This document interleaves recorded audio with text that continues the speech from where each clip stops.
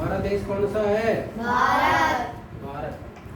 भारत के लिए भारतीय संविधान में किन किन नामों का प्रयोग किया है बताओ? 2 नाम प्रयोग किए हैं ना? कौन कौन से? इंडिया, इंडिया और भारत। इंडिया और भारत। Very good. यानी भारत के लिए भारतीय संविधान में 2 शब्दों का प्रयोग किया है, एक भारत और एक इंडिया। आगे देखो किताब में कि भारत एक बहुत बड़े भौगोलिक विस्तार वाला देश है। भारत का विस्तार क्या है? बड़ा है।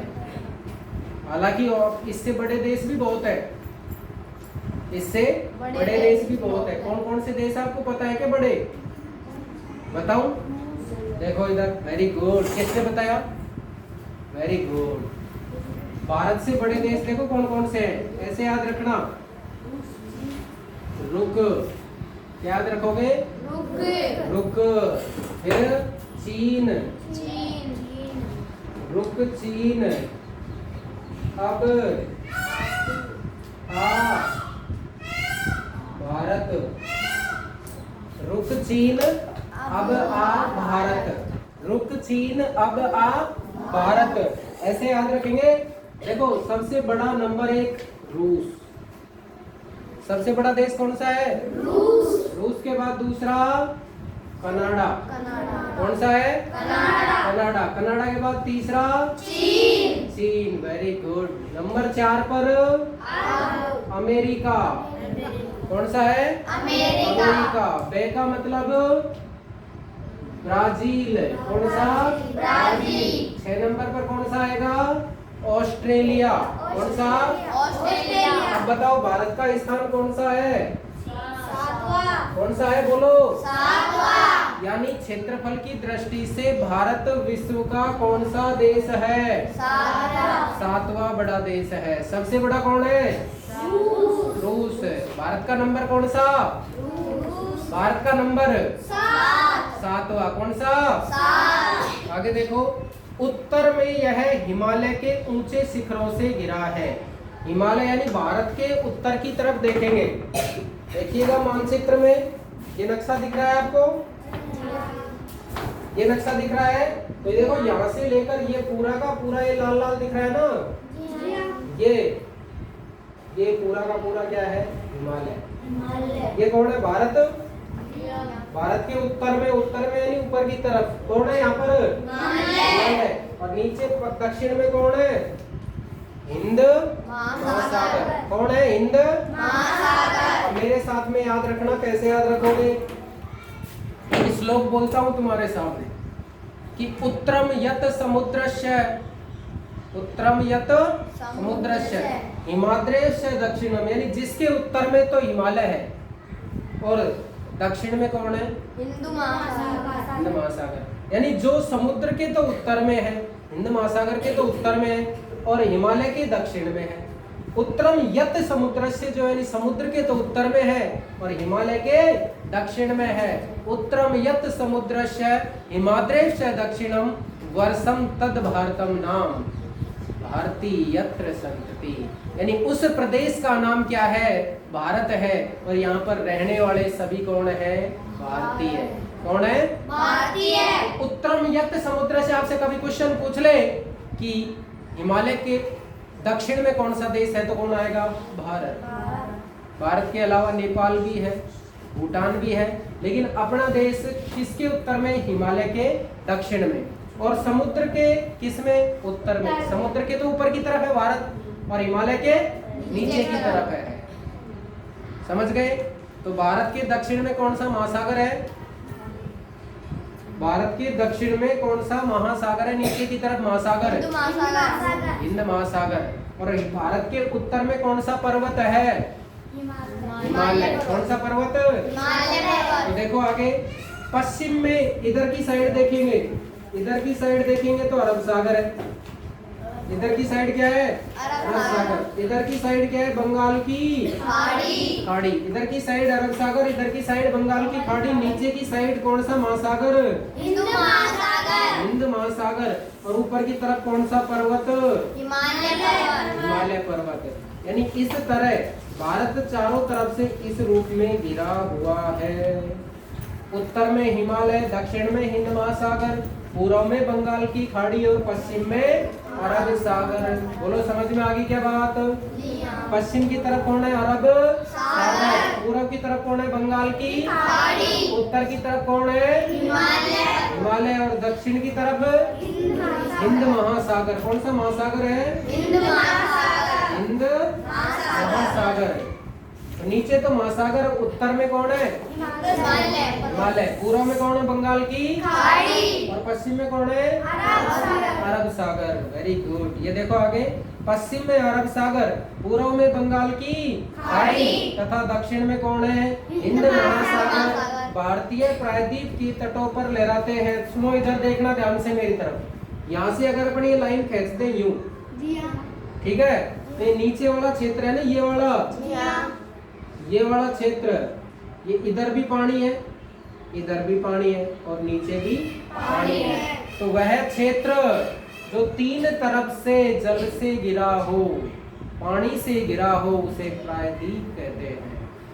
क्या कहते हैं? प्रायद्वीप। तो भारत का ये दक्षिण वाला एरिया पूरा है ना, ये वाला क्या कहलाता है? प्रायद्वीप। क्या कहलाता है? बोलो। प्रायद्वीप। प्रायद्वीप कहाँ से कहाँ का आया क्षेत्र? ध्यान रखना। भारत के बीचों बीच से एक रेखा गुजरती है। उस रेखा का नाम क्या है भाई? कौन सी रेखा? भारत के बीचों बीच से गुजरने वाली रेखा का नाम बताओ। कर्क रेखा। ये वाले प्रदेश को जो तीनों ओर से पानी से घिरा है, उसे क्या कहेंगे? बोलो। प्रायद्वीप। क्या कहेंगे? प्रायद्वीप। तो ये क्या है? प्रायद्वीप। क्या है? प्रायद्वीप। बोलो, बात समझ में आ गई यहाँ तक की? आगे देखो, भारत का क्षेत्रफल, यानी इस पूरे भाग का क्षेत्रफल की अगर अपन बात करें तो भारत का क्षेत्रफल कितना है? 32,87,263 वर्ग किलोमीटर। भारत का क्षेत्रफल कितना है? 32,87,263। केएम का मतलब किलोमीटर। दोबारा बोलो, 32,87,263 वर्ग किलोमीटर। जोर से बोलो, 32,87,263 वेरी गुड। अगर ऐसे भी याद नहीं रहे तो 32.87 भी याद रख सकते हैं। अगर 32.87 याद नहीं रहे तो 32.8 भी याद रख सकते हैं। लेकिन अपन को पूरा याद करना है। बोलो, 32,87,263 वर्ग किलोमीटर। यानी भारत का पूरे का क्षेत्रफल है 32,87,263 वर्ग। हो गया। आगे देखो, उत्तर में लद्दाख से लेकर यहाँ पर जम्मू कश्मीर था ना पहले, जम्मू कश्मीर और इधर लद्दाख, ये वाला क्षेत्र पूरा ऊपर ही ऊपर है ना, ये क्या है? लद्दाख। कौन सा एरिया है? बोलो। लद्दाख एक केंद्र शासित प्रदेश है। और नीचे ही नीचे क्या बताया? कन्याकुमारी। या नीचे क्या है?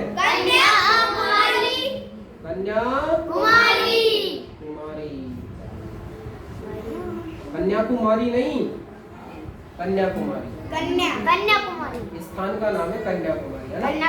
इसका विस्तार लगभग, अगर उत्तर से दक्षिण ये लाइन को अपन मिलाते हैं, ऊपर से नीचे ये लाइन को अगर हम मिलाते हैं, 32-14 कितना है? 32-14।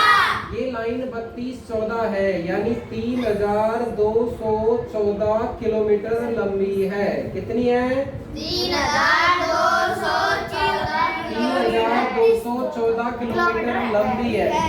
ठीक है, यानी उत्तर से दक्षिण की लंबाई भारत की कितनी है भाई? 3,214। और अगर पूर्व से पश्चिम की ये वाली लंबाई पूछे तो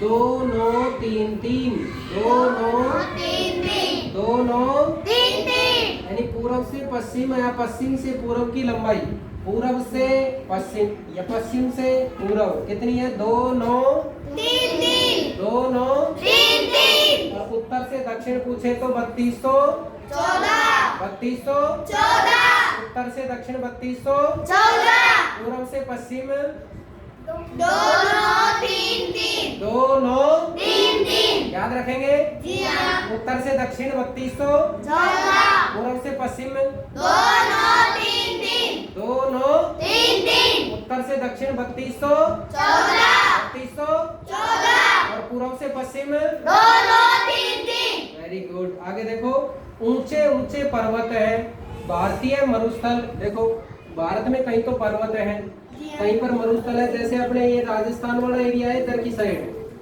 ये यहाँ पर क्या है अपना राज्य राजस्थान, और राजस्थान में एक मरुस्थल फैला है। कौन सा मरुस्थल?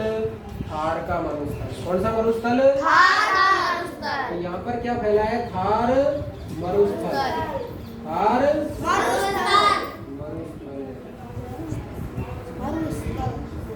थार का मरुस्थल। आगे देखो, कहीं पर असमान पठारी सतह है, कहीं पर तटीय भाग। तटीय भाग किसे कहते हैं? इधर देखो, तटीय भाग जो क्षेत्र समुद्र से लगा हुआ है ना, ये नीचे वाला समुद्र के किनारे वाला क्षेत्र, तो तटीय भाग। तटीय भाग। तो देखो इधर देखना, इधर दिशा कौन सी है? पूर्व है ना इधर की साइड। तो ये वाला तट क्या कहलाएगा? पूर्वी तट। क्या कहलाएगा? पूर्वी तट ये वाला तट है। और इधर वाले तट को क्या नाम देंगे? पश्चिमी तट। क्या नाम देंगे? पश्चिमी तट। इधर पूर्वी तट और इधर पश्चिमी तट। ये कौन सा मरुस्थल? आगे देखिएगा, यहाँ जलवायु, वनस्पति। हाँ, एक चीज और देखना, इधर की साइड द्वीप है जिसका नाम है अंडमान निकोबार। कौन सा द्वीप है? अंडमान निकोबार। और इधर की साइड जो द्वीप है उसका नाम है लक्षद्वीप। क्या नाम है? लक्षद्वीप। ये कौन सा द्वीप है? बोलो। लक्षद्वीप। इधर की साइड कौन सा है? अंडमान अंडमान निकोबार। क्या नाम है? निकोबार। अंडमान निकोबार। इधर की side Lakshadweep. Very good, Lakshadweep. क्या नाम है? लक्षद्वीप। आगे देखो, यहाँ जलवायु, वनस्पति, वन्य जीवों के साथ साथ भाषा एवं संस्कृति में भी बहुत भिन्नता दिखाई देती है, क्योंकि हर 5 कोस पे वाणी बदल जाती है, यानी बोली बदल जाती है। इस भिन्नता में भी हम क्या पाते हैं? एकता। अरे इतनी सारी विविधता होने के कारण भाषा अलग अलग, रंग अलग अलग, रूप अलग अलग, खान पान अलग अलग, संस्कृति अलग अलग, कहीं अलग तरह का डांस होता है, कहीं अलग तरह का डांस होता है, कहीं अलग तरह के गीत गाए जाते हैं। इतनी सारी विविधताओं के बावजूद भी, इतने सारे धर्म के लोग रहने के बावजूद भी भारत लद्दाख से लेकर कन्याकुमारी तक एक है। लद्दाख से लेकर कन्याकुमारी तक एक है, यानी एकता पाई जाती है। देखिएगा कि इस भिन्नता में भी हम एकता को पाते हैं जो हमारी परंपराओं में दिखती है। यही कारण है कि हम एक राष्ट्र में बंधे हैं। हमारे राष्ट्र का नाम क्या है? क्या है? सबसे ऊपर हेडिंग डाली आपने, क्या? भारत। देखिएगा आगे, वर्ष 2011 से अब तक भारत की आबादी 120 करोड़ हो चुकी है। कितनी है? 120 करोड़। और भारत चीन के बाद दुनिया का दूसरा सर्वाधिक जनसंख्या वाला देश है। आपसे पूछे कि पहले नंबर पे कौन? चीन। पहले नंबर पे जनसंख्या में कौन? चीन। और दूसरे नंबर पर भारत। क्षेत्रफल की दृष्टि से भारत का स्थान कौन सा? 7वां। कौन सा? 7वां। ये बात समझ में आई या नहीं आई? आगे देखो, दोबारा अपन भारत बनाते हैं। इधर भारत की आकृति है ना, वो चतुर्भुज जैसी है। चतुर्भुज है ना, 4 भुजा, 1 2 3 4। चतुर्भुज जैसी है। पतंग के आकार की है भारत की आकृति। कैसी है? पतंग के आकार की। भारत, अब सुनो ध्यान से, अगर अपन संसार के मानचित्र को देखते हैं तो भारत के नीचे से यहाँ से एक रेखा गुजरती है और इस रेखा का नाम है भूमध्य रेखा। भूमध्य रेखा। यानी भूमध्य रेखा संसार को कितने भागों में बांटती है? 2 भागों में। एक उत्तर और एक दक्षिण।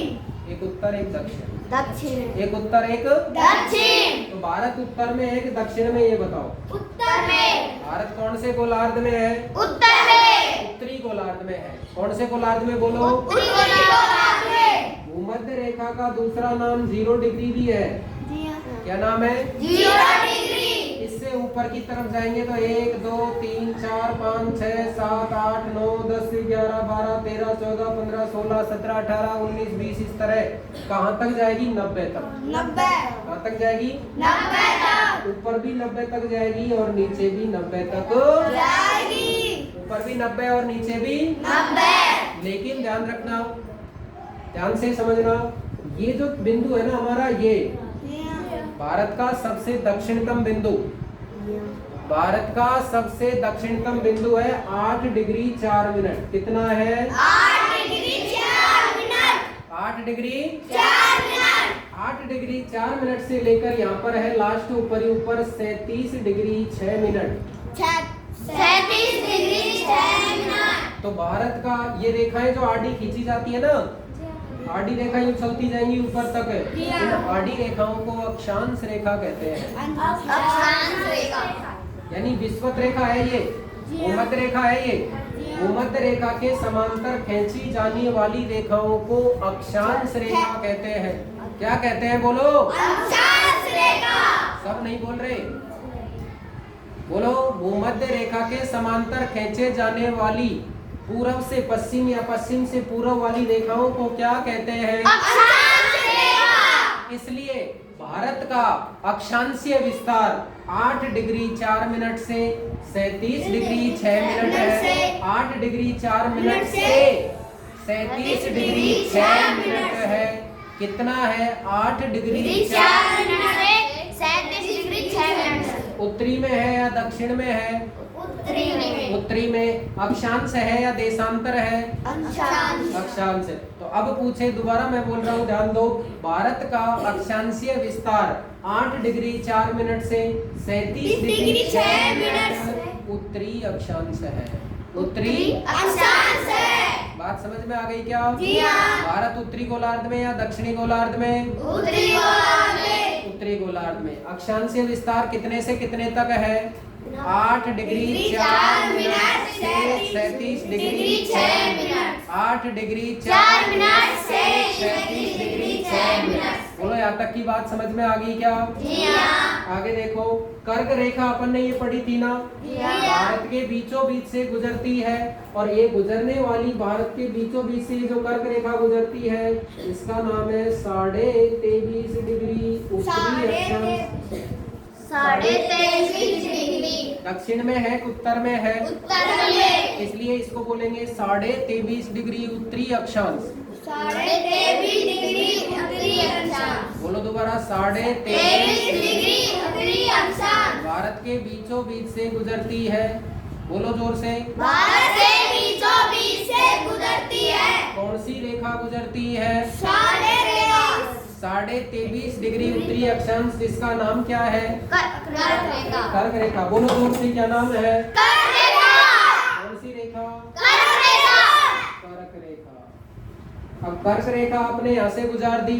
ये कौन सी रेखा है? भूमध्य रेखा। भूमध्य रेखा। तो इतनी दूर नीचे की साइड कौन सी रेखा होगी यहाँ? मकर रेखा। मकर रेखा। कौन सी रेखा? मकर रेखा। तो ये बता दो मेरे को कि मकर रेखा उत्तरी गोलार्ध में होगी कि दक्षिणी गोलार्ध में? दक्षिणी गोलार्ध में। दक्षिणी गोलार्ध में। और कर्क रेखा कौन से गोलार्ध में होगी? उत्तरी गोलार्ध में। कर्क रेखा उत्तरी गोलार्ध में। तो दक्षिणी गोलार्ध में कौन सी रेखा? मकर रेखा। बीचों बीच में कौन सी रेखा? भूमध्य रेखा। भूमध्य रेखा का दूसरा नाम पता है क्या आपको? जी नहीं। क्या नाम है? विषुवत रेखा। क्या नाम है? विषुवत रेखा। विषुवत रेखा बीचों बीच से गुजरती है। कर्क रेखा उत्तरी गोलार्ध में है, तो दक्षिणी गोलार्ध में कौन सी रेखा है? मकर रेखा। इस मकर रेखा का नाम भी 23.5 डिग्री है। कितना है? 23 डिग्री। लेकिन ये तो कौन से गोलार्ध में है? उत्तरी गोलार्ध में। तो ये कौन से गोलार्ध में है? दक्षिण गोलार्ध में। एन का मतलब नॉर्थ है और एस का मतलब साउथ है। साउथ का मतलब दक्षिण और नॉर्थ का मतलब उत्तर। आगे देखो, तो भारत उत्तरी गोलार्ध में है या दक्षिणी गोलार्ध में? उत्तरी गोलार्ध में। कर्क रेखा यानी 23.5 डिग्री देश के लगभग मध्य से होकर गुजरती है क्या? जी हाँ। नेक्स्ट देखना, दक्षिण से उत्तर की ओर भारत की मुख्य भूमि का विस्तार। दक्षिण से उत्तर की ओर, दक्षिण से उत्तर की ओर भारत की मुख्य भूमि का विस्तार 8 डिग्री 4 मिनट से 37 डिग्री 6 मिनट। यहाँ तक की बात समझ में आ गई क्या? बोलो जी हाँ। पक्का? जी हाँ। इसी तरह अब ध्यान से देखना, ये तो कौन सी रेखाएं थी? अक्षांश रेखाएं। अक्षांश रेखा। कौन सी रेखाएं? अक्षांश रेखा। इस तरह अगर ये खड़ी रेखाएं खींची जाएंगी, कौन सी रेखा? खड़ी रेखा। तो ये जो खड़ी रेखा खींची जाती है ना, इन खड़ी रेखाओं को क्या बोलते हैं? देशांत रेखा। वेरी गुड, ये हुई ना बात। कौन सी रेखाएं हैं ये? देशांत रेखा। देशांतर। कौन सी रेखाएं हैं? देशांतर। देशांतर रेखाएं। ध्यान देना मेरी बात पे। इधर देखो, ये देशांतर रेखा क्या होती है कि ऊपर और नीचे एक ही बिंदु पर जाकर मिलती है सारी, इसी पर मिलेंगी सारी जाके यूं। देख रहे हो ना? जी हाँ। जैसे बॉल होती है ना, बॉल, जी हाँ। वैसे एक ही बिंदु पर जाकर मिलती है सारी रेखाएं यूं। क्लियर? जी हाँ। इस तरह ये बॉल बन जाती है। ठीक है, यानी सारी रेखाएं यूं आएंगी तो यूं आकर मिलती जाएंगी, यूं आएंगी तो यूं आकर मिलती जाएंगी, यूं मिलती जाएंगी। ठीक है, जी हाँ। इस तरह बॉल की तरह बन जाएगा।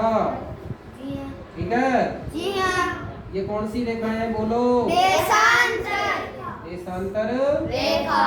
देशांतर रेखाएं। ठीक है, जी हाँ। अब देखो इधर बीचों बीच से यहाँ से जो देशांतर रेखा गुजरती है, उस Yeah. देशांतर रेखा का नाम है 0 डिग्री।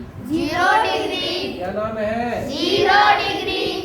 अब भारत जो है ना, संसार के मानचित्र में अगर अपन देखेंगे तो भारत इधर की साइड है, जी हाँ। सीधे हाथ की तरफ है। जी हाँ। है या नहीं है? जी हाँ। चलो आपको मैं दिखाई देता हूँ। एटलस है ना अपने पास, जी हाँ। स्टूडेंट एटलस जी हाँ। ऑक्सफोर्ड की, ये रही ना। इस एटलस में देखते हैं अपन भारत किधर है। जी हाँ। ठीक है, संसार के संदर्भ में भारत की स्थिति देख ले। जी हाँ। देख ले क्या? जी हाँ। सही बताओ। सही है। सही बता रहे हो? जी हाँ। चलो फिर तो देख ही लेते हैं।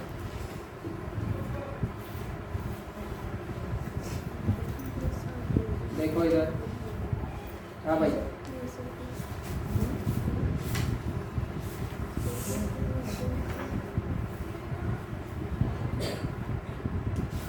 मेरे पास आ सकते हो इधर, वही रहो तुम। देखो ये है कि नहीं संसार का मानचित्र? जी हाँ। अपना देश दिख रहा है इसको मिस में कहीं? जी हाँ। दिख रहा है। पक्का? जी हाँ। ये नीला नीला जी हाँ। दिख रहा है? जी हाँ। क्या नाम है इसका? भारत। भारत। ये पूर्व की तरफ है, पश्चिम की तरफ है। इधर तो पूर्व दिशा है जी हाँ। और इधर पश्चिम है। जी हाँ। तो पूर्व की तरफ है, पश्चिम की तरफ? पूरब की तरफ। पूर्व की तरफ। अगर बीचों बीच से यहाँ से अपन यूं कहते हैं कि ये गुजर रही है कौन सी रेखा? कर्क रेखा। गलत बात। कर्क रेखा आगे गुजरती है, इसका नाम है ग्रीनविच रेखा। ग्रीनविच रेखा। क्या नाम है? ग्रीनविच रेखा। ग्रीनविच रेखा। तो ये ग्रीनविच रेखा गुजरती है 0 डिग्री, इसको भी 0 डिग्री कहते हैं। जी हाँ। क्या कहते हैं? 0 डिग्री। लेकिन इसका दूसरा नाम ग्रीनविच रेखा है। क्या नाम है? ग्रीनविच रेखा। ग्रीनविच रेखा। कौन सी रेखा? ग्रीनविच रेखा। ग्रीनविच रेखा। ये देखो, ये है ना, ये ऊपर दिख रहा है छोटा सा, जी हाँ। ये है लंदन, लंदन। ब्रिटेन। और लंदन का एक शहर है जिसका नाम है ग्रीनविच। उसकी जगह से होकर गुजरती है, इसलिए इस रेखा का नाम पड़ गया ग्रीनविच रेखा। क्या नाम पड़ा? बोलो। ग्रीनविच रेखा। ग्रीनविच रेखा उत्तर से दक्षिण है, पूर्व से पश्चिम। बोलो। उत्तर से दक्षिण। उत्तर से दक्षिण। इधर जाएंगे तो पूर्वी गोलार्ध और इधर जाएंगे तो उत्तरी गोलार्ध। पश्चिमी गोलार्ध। इधर पूर्वी और इधर पश्चिमी। तो भारत पूर्व में है, पश्चिम में? पूरब में। पूर्व में। अब देखो आगे कि भारत पूर्वी गोलार्ध में स्थित है। ये बात समझ में आ गई क्या? जी हाँ। पक्का? जी हाँ। देखो तो इधर भारत पूर्वी गोलार्ध में यहाँ से शुरू होता है, जी हाँ। ठीक है, और यहाँ पर खत्म होता है इधर लास्ट। बोलो यही बात है क्या? जी हाँ। आपकी किताब में स्पष्ट रूप से लिखा है, देखो नीचे कि पश्चिम से लेकर पूर्व तक भारत का विस्तार लिख रखा है क्या? लिख रखा है क्या? जी हाँ। पश्चिम से लेकर पूर्व तक भारत का विस्तार 68 डिग्री 7 मिनट। कितना? 68 डिग्री 7 मिनट। 68 डिग्री 7 मिनट से 97 डिग्री 25 मिनट। 68 डिग्री 7 मिनट से 97 डिग्री 25 मिनट। 25 मिनट पूर्वी देशांतर। कौन सा देशांतर है बोलो? पूर्वी देशांतर। पूर्वी देशांतर के बीच है। अगर हम विश्व को पूर्व और पश्चिम दो गोलार्धों में बांटे, एक पूर्व और एक पश्चिम, दो गोलार्धों में बांटे, तो भारत की स्थिति किस गोलार्ध में होगी? जल्दी बताओ। पूर्व में। कहाँ पर होगी? पूर्वी गोलार्ध में। पूर्व में होगे। बहुत बड़े देशांतरीय विस्तार लगभग, अगर यहाँ से यहाँ तक अपन काउंटिंग करें तो इसका देशांतरीय विस्तार 29 डिग्री या 30 डिग्री के आसपास आता है। 29 से 30 डिग्री के। 30 डिग्री के आसपास आता है। कितना आता है बोलो? 30 से 30 डिग्री के कारण यहाँ के दो छोर पर स्थित स्थानों के स्थानीय समय में बहुत अंतर हो सकता है। क्यों हो सकता है वो भी समझ लो। ध्यान लो, हमारी जो पृथ्वी है वो चक्कर लगाती है किसके? सूरज। जब सूर्य के चक्कर लगाती है तो एक देशांतर घूमने में उसको कितना देशांतर बोलो? एक देशांतर। एक देशांतर घूमने में 4 मिनट लगता है। कितना मिनट? 4 मिनट। बोलो। 4 मिनट। एक देशांतर घूमने में कितना समय लगता है? 4 मिनट। 4 मिनट। तो अपन ने अभी पढ़ा है लगभग कितने देशांतर है भारत में? 30 देशांतर है। अगर 30 को 4 से गुणा करें तो कितनी मिनट हो जाएंगी? 120। कितनी मिनट हो गई बोलो? 120। 120 मिनट हो गई। और अगर 120 मिनट को हम घंटे बढ़ाए तो एक घंटे में कितनी मिनट होती है? 60। तो 60 का भाग 120 में दिया, कितनी बार गया? 2 बार गया। तो कितने घंटे हो जाएंगे? 2 घंटे। 2 घंटे। यानी भारत में अगर सूर्य यहाँ पर 5 बजे उगता है, पूर्व में अगर कितने बजे उगता है? 5 बजे उगता है, तो पश्चिम में कितने बजे उगेगा? 7 बजे। कितने बजे उगेगा बोलो? 7 बजे। भारत में पूर्व में 5 बजे तो पश्चिम में 7 बजे। यानी लगभग कितने समय का अंतर आ जाएगा? 2 घंटे का। कितने का? 2 घंटे का। चलो बात समझ में आई क्या? जी हाँ।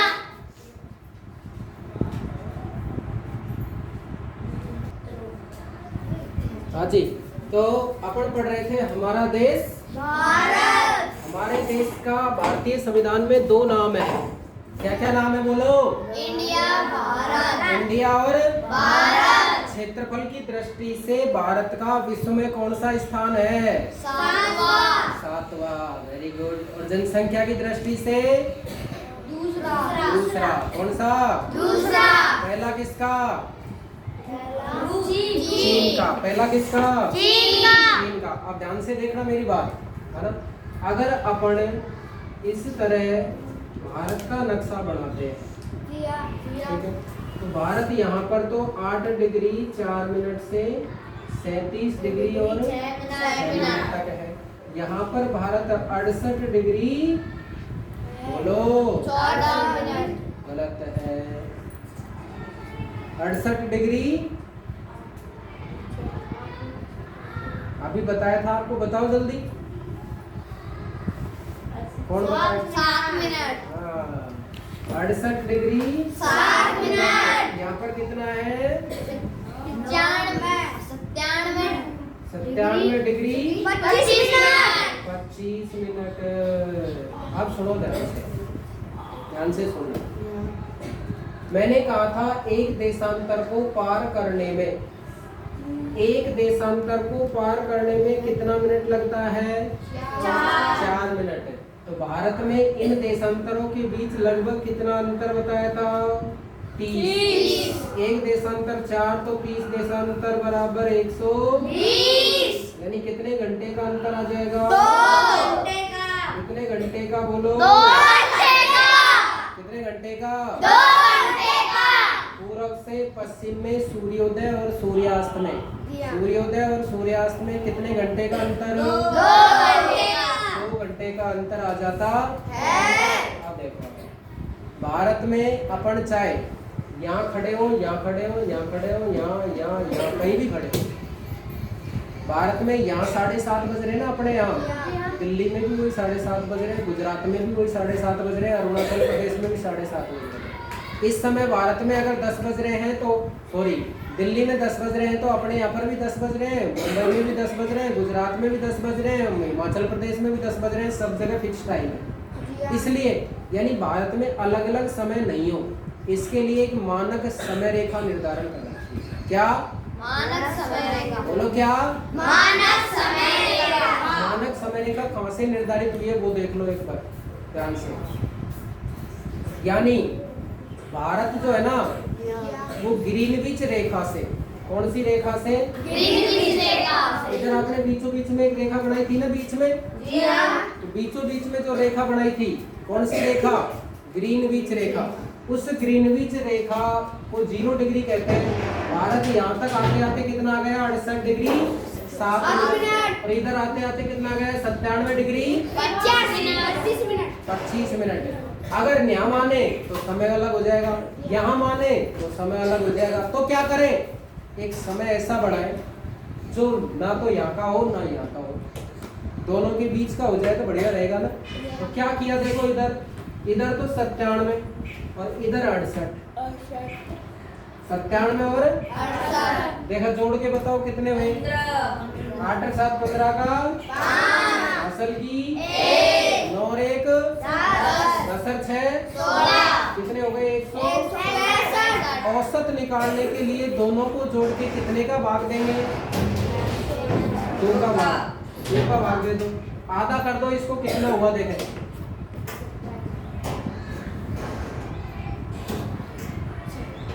कितना हुआ?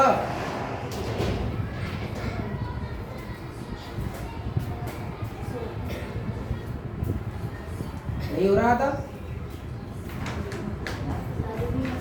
वेरी गुड वेरी गुड, ये हुई ना बात। कितना आएगा? 82.5। कितना आएगा? 82.5। अब अपन ने यहाँ पढ़ रखा है कि एक देशांतर को पार करने में 4 मिनट लगते हैं, पढ़ रखा है ना।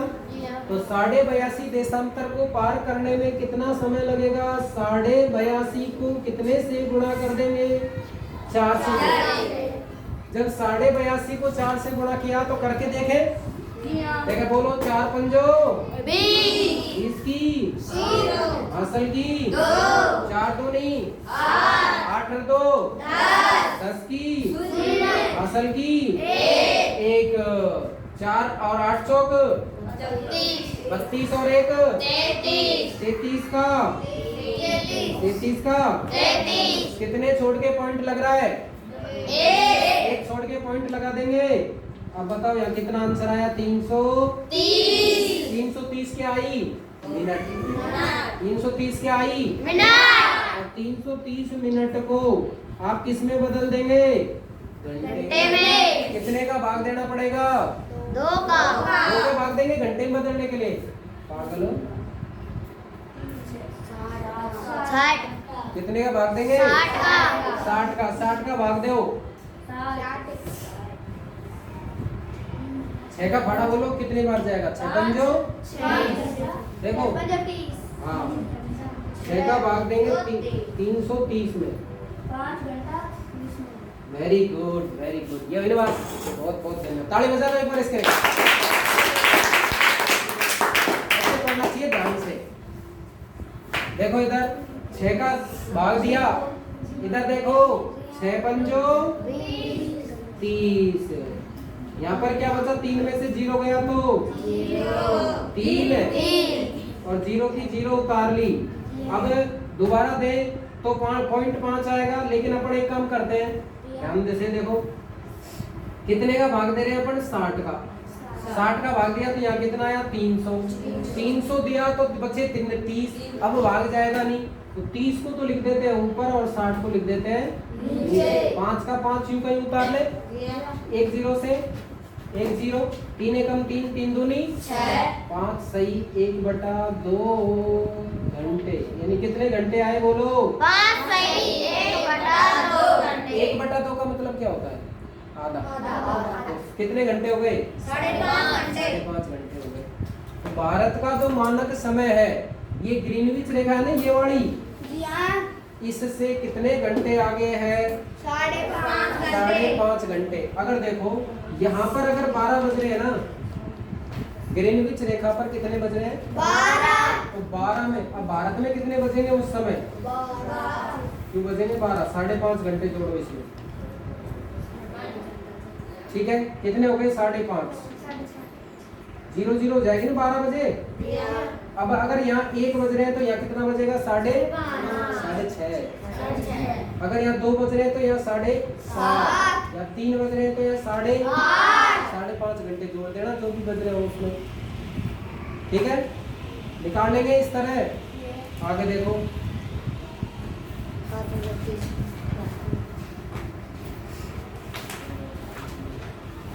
कि जैसा कि आपने पहले पढ़ा है कि प्रत्येक एक देशांतर के लिए स्थानीय समय में 4 मिनट का अंतर होता है। तो पश्चिम में गुजरात की अपेक्षा पूर्व में अरुणाचल प्रदेश में सूर्योदय और सूर्यास्त में कितने घंटे का अंतर होगा? 2 घंटे का।